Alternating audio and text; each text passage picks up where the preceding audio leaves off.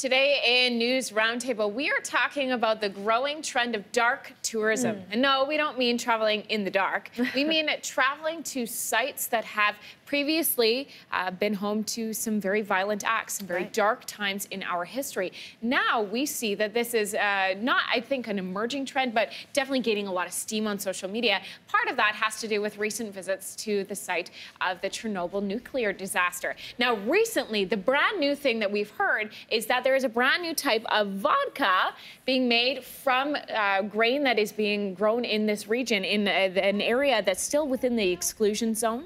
A vodka called Atomic, an artisan vodka, is being produced. Apparently, it's no more radioactive than any other vodka, as the impurities are removed during the distillation process. Only one bottle's been produced so far, but it's this idea of money being made from a site of extreme disaster. How do we feel about that, products and tourism? Okay, that product sounds like pretty much the dumbest product that could be available for human consumption. There is no chance whatsoever that any rational human being will enjoy that product.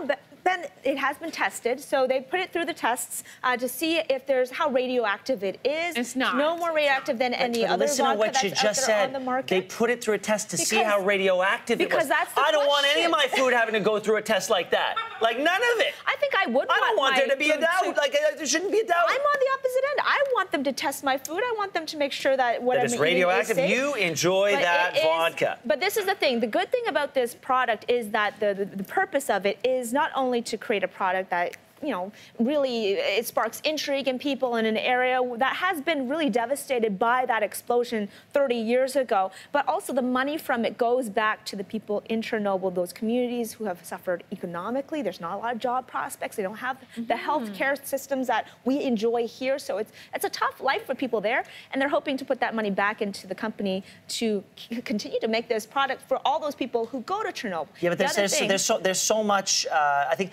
when we talk dark tourism, there are a lot of buckets that are involved in there. There is this weird morbid fascination with a place like Chernobyl. But then, for some reason, in dark tourism, we also include places like concentration camps, which are places of mourning. In a lot of places, they are viewed as hallowed ground. I don't know that you would say the same about Chernobyl.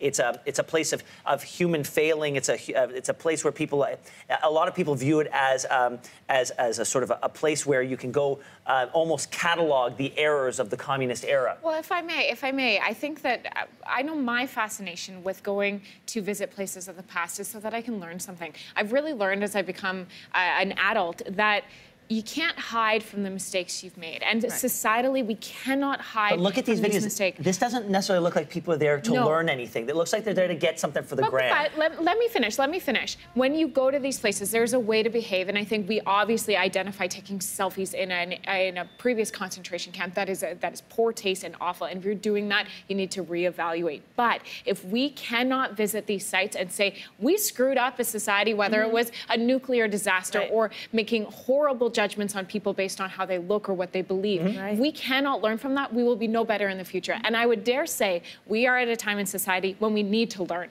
from our mistakes. So visit, be respectful, but learn. And I would point out, I just read in the newspaper today that the sarcophagus that they built around Chernobyl is crumbling. So if you have a plan to visit and drink some vodka from there, maybe move the trip.